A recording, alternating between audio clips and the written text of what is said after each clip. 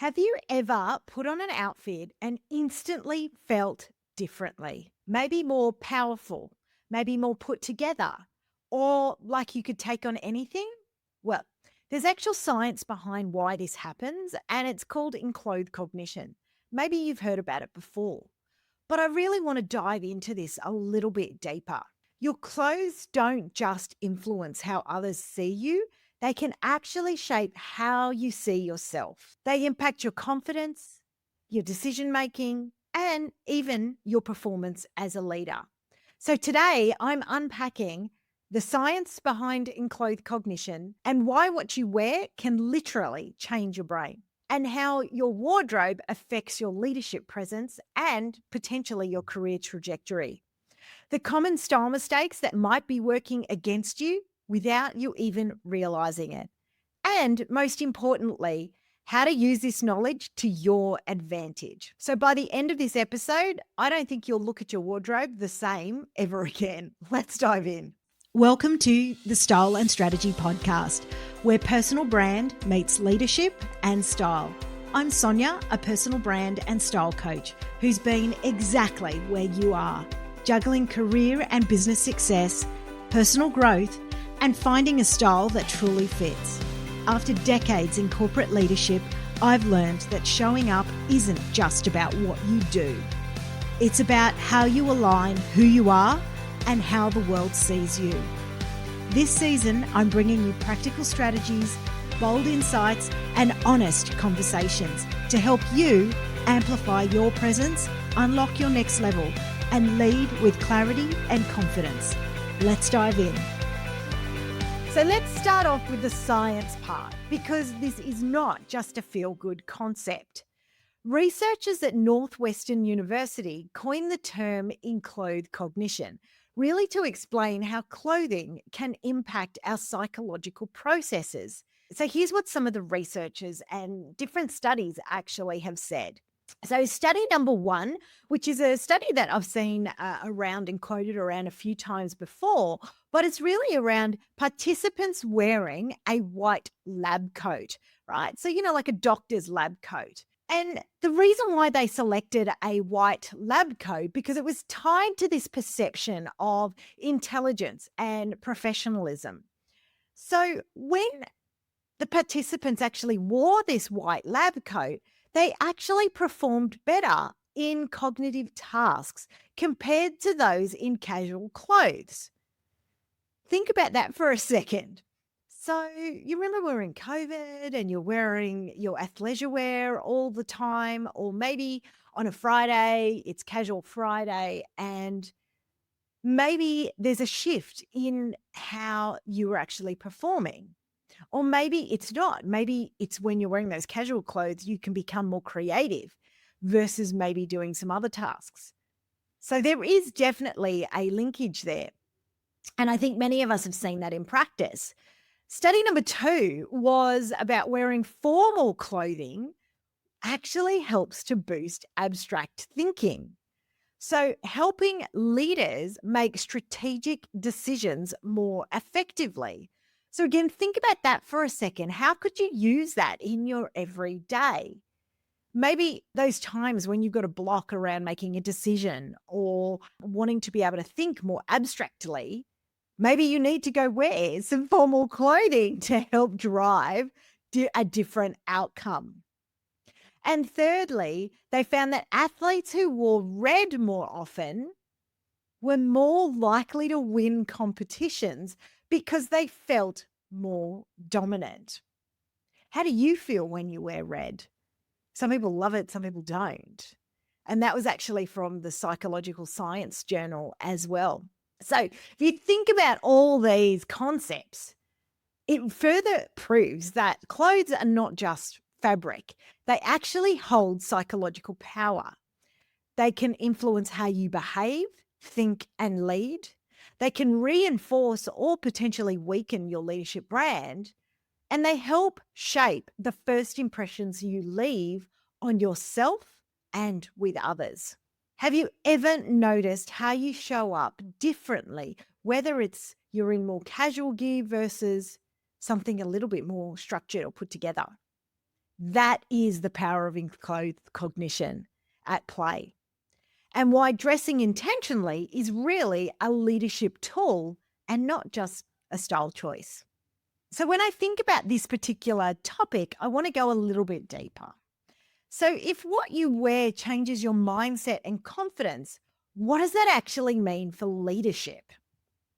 So, if you dress with a bit more intention, think about how it could potentially boost your executive presence, whether you're an executive or not.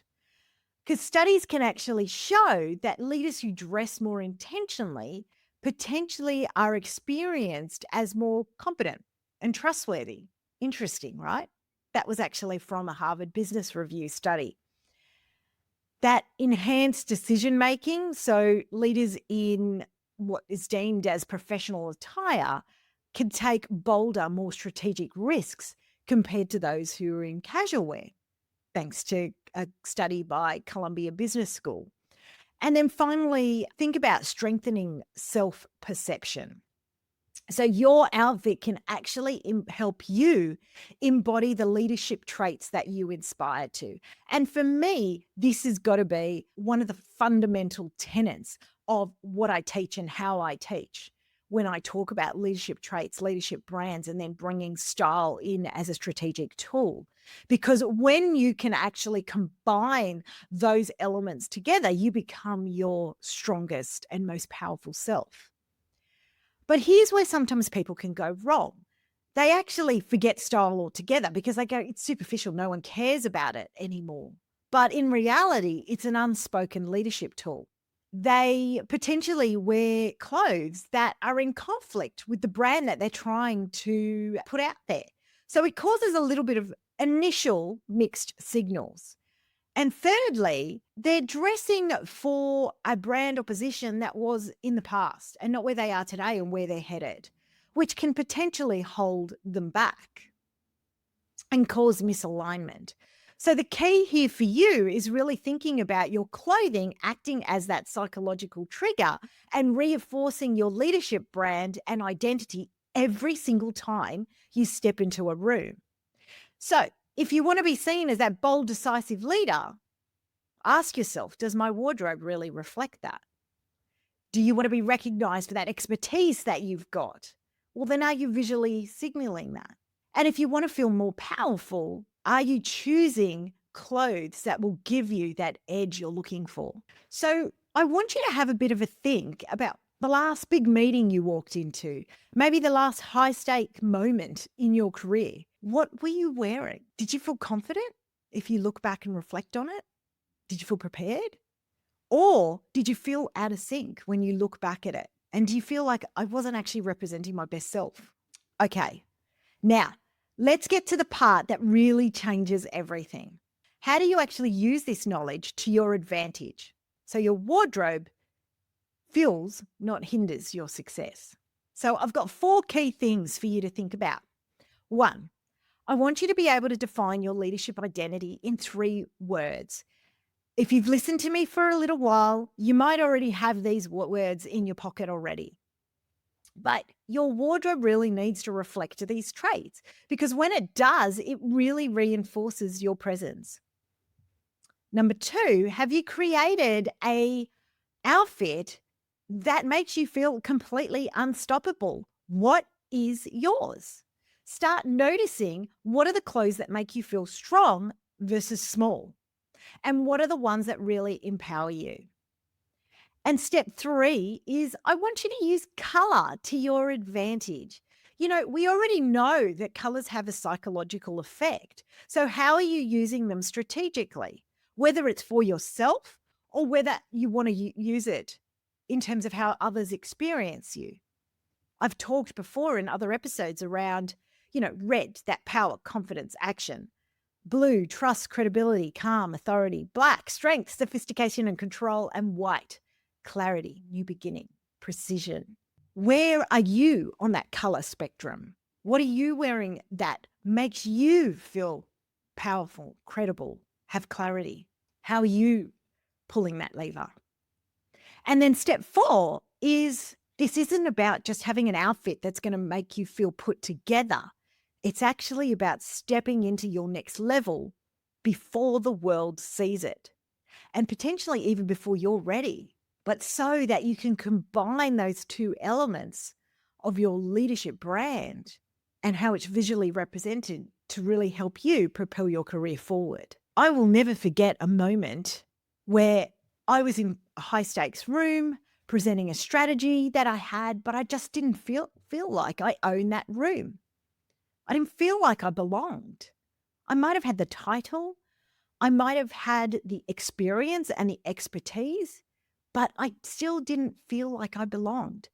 It was a version of me dressed the way I was and where I'd come from, not the woman that I wanted to be seen as and experienced as. And it wasn't until that moment that I realized that things changed and I shifted how I showed up and how I wanted to dress. And that made such a difference going forward for me. So, what is your shift that you need to be thinking through? I want you to remember after this particular episode is your style is not just a reflection of your brand. It is an active tool in shaping your leadership, your confidence, and your overall presence. So, take a look at your wardrobe. What clothes make you feel powerful versus which ones drain you? Experiment. Try dressing as the self that you want to be next week and see, does it shift your mindset? Doesn't it? And how do you actually want to refine your leadership brand visually? Because if your wardrobe isn't reinforcing that brand, your authority, your expertise, it's time for you to level up.